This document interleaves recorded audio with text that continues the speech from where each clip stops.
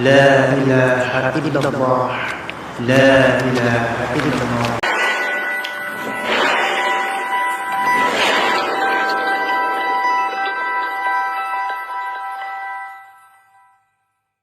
Di banyak babat dan serat Sunan Kalijogo ini disebut, ada babat Tanah Jawa disebut, di babat Demak disebut, di beberapa serat-serat babat juga beliau disebut. Dan ada yang memeras ajarannya Sunan Kalijogo untuk masyarakat Jawa itu secara umum 10 ini. Yang pertama, urip iku urup. Urup cahaya ya, bukan urup ijolan. Nanti urup itu urup, ijol-ijolan. Kenapa urip itu urup? Berarti hidup itu kita harus bercahaya dan bisa mencahayai yang lain. Urup itu kan menerangi sekitarnya, nyala. Cuma untuk bisa menerangi sekitar, kita duluan harus bisa bercahaya. Kalau enggak ya enggak mungkin. Berarti apa? Nyalakan diri sendiri kita dulu, baru kita jadi urup yang bisa mencahayai yang lain. Itu urup itu urup. Yang kedua, ini yang terkenal, memayu hayuning bawono ambrasto dur angkoro. Bahasa agamanya amar ma'ruf nahi mungkar. Terus yang ketiga, Surodiro Joyo Ningrat lebur dining pangastuti. Percayalah yang jahat, yang jelek, yang rusak pasti akan kalah oleh kebaikan.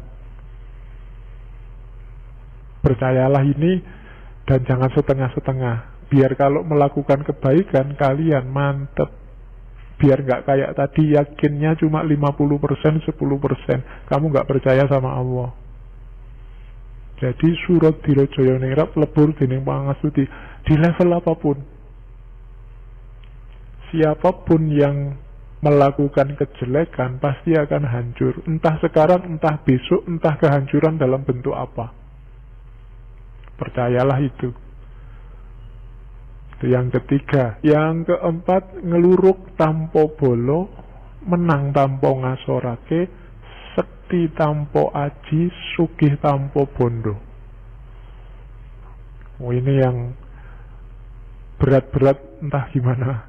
Ngeluruk tampo bolo itu bisa menggerakkan orang tanpa pasukan. Bisa bikin banyak orang tergerak tanpa harus punya jamaah yang banyak. Ngeluruk tampo bolo. Gara-gara kehadiranmu orang jadi berbuat baik semua tanpa harus kamu deklarasikan ini jamaah kita semua sedang geruduk ke sana. Ngeluruk tampo bolo itu tidak membanggakan kuantitas seperti yang kadang-kadang kita lakukan. Jadi ngeluruk tampo bolo itu bikin orang jatuh hati tanpa harus ditekan oleh banyaknya jumlah. Dan menang tanpa ngasorake. Kita menang tapi tidak bikin orang jadi rendah. Tidak bikin orang kelihatan kalah. Tidak bikin orang kelihatan jadi jatuh. Itu menang tanpa ngasorake. Hakikatnya kita menang, tapi yang lawan kita itu tidak jadi jatuh, tidak jadi jelek, tidak jadi runtuh. Hakikatnya menang. Sakti tanpa aji.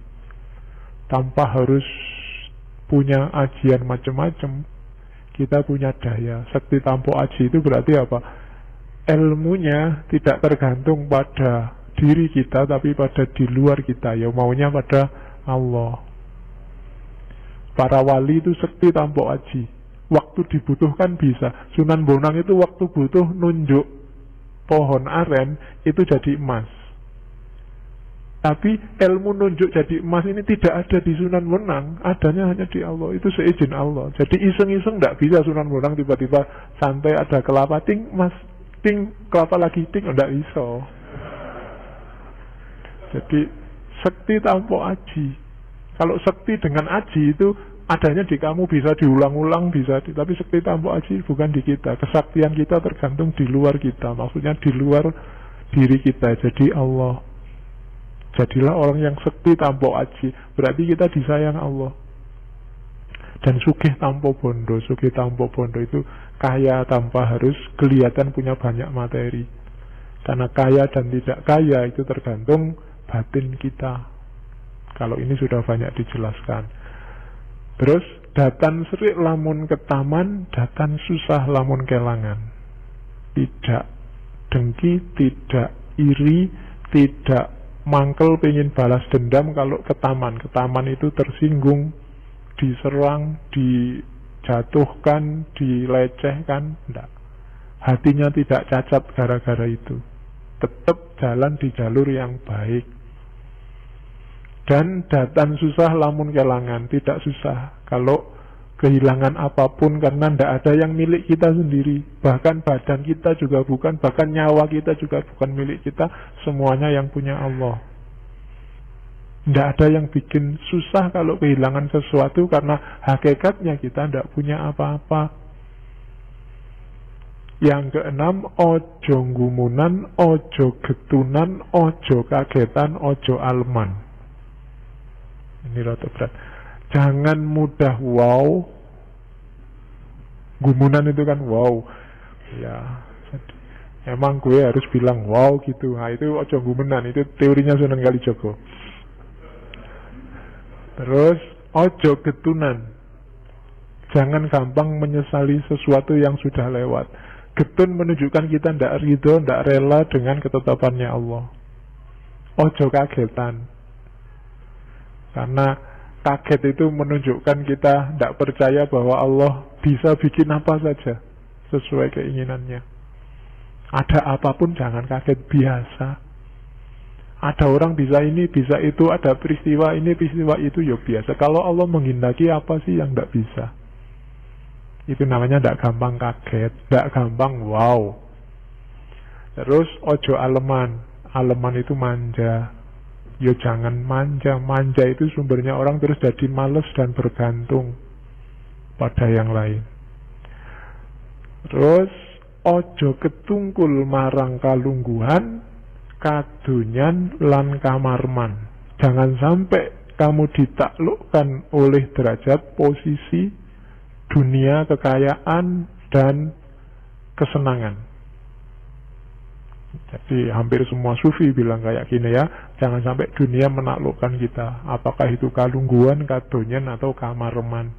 Nyari senang saja, nyari kaya saja, atau nyari posisi, derajat saja. Yang kedelapan, ojo keminter, mundak keblinger, ojo cidro, mundak ciloko. Keminter itu jadi tidak pinter, pura-pura pinter untuk minteri orang lain.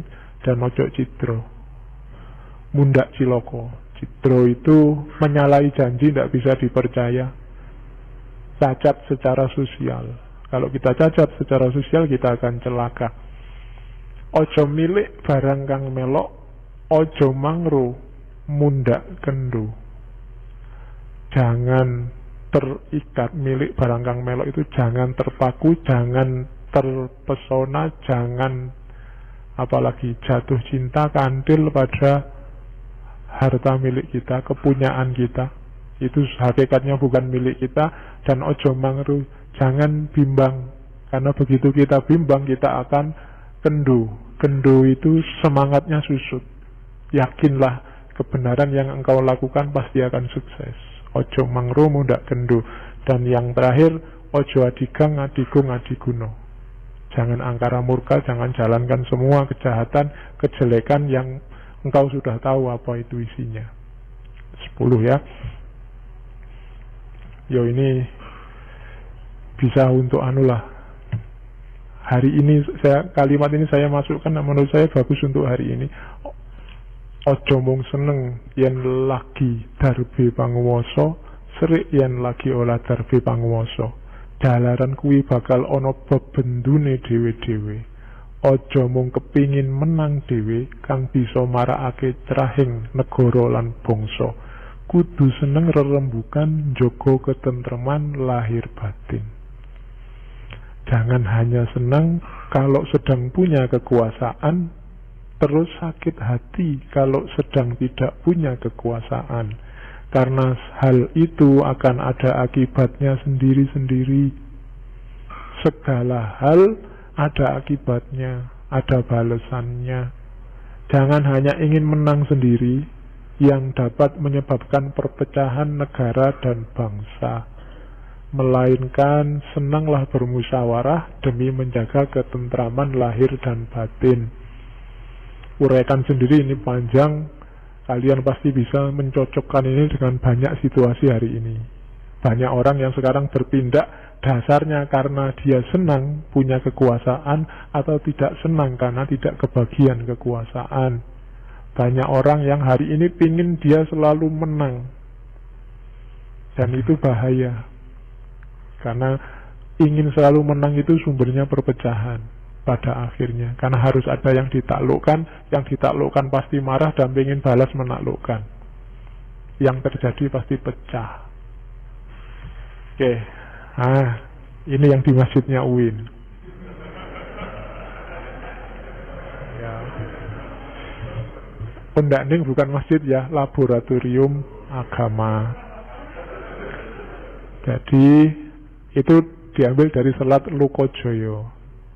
Anglaras ilining banyu, ngeli ananging ora keli. Hidup ini harus update. Anglaras ilining banyu itu ngerti situasi hari ini dan ikut logika zamannya. Cuma ora keli, tidak tenggelam. Ngeli itu kan ikut mengalir, ning ora keli tapi tidak tenggelam, tidak hanyut. Jadi ikutlah aliran zamanmu, ikutlah logika hidup hari ini. Kalau hari ini ada WA, ya pakailah WA. Kalau hari ini ada Facebook, ada internet, pakai semua, tidak masalah. Tapi jangan sampai kamu tenggelam.